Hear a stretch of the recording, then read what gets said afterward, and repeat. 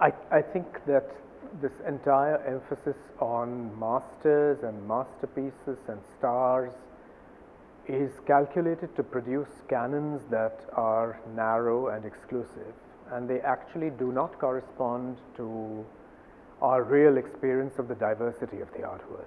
And that's also a reflection of our inability or our reluctance to deal with social and cultural diversity.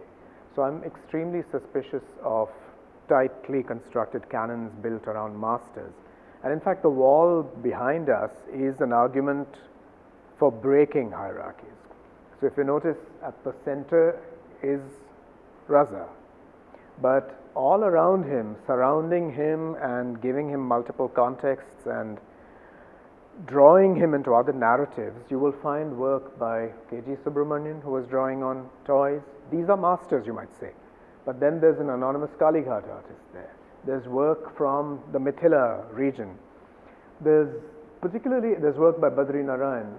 And I would point to some of these works by artists of rural and so-called tribal heritage for particular reasons. Because even in Mithila, in Jitwarpur, for instance, for a long time it was assumed that this particular kind of Madhubani painting was made by Brahmin and Kayasth women. It's only more recently that it's been understood that there also are Dalit artists. And it's a far more complex scenario than you think. So some of the work here is actually by Mithila artists who happen to be of Dalit heritage.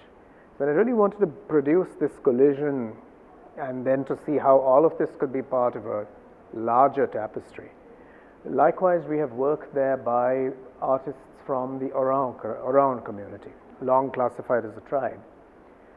And to me, it's about seeking different roads to the contemporary.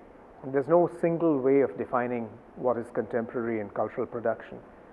Whether you're in Jitwarpur or Hazaribagh, or you're in Bombay or Delhi or Kolhapur or Coimbatore or wherever you are, there is a way in which you are a participant in the drama of the contemporary.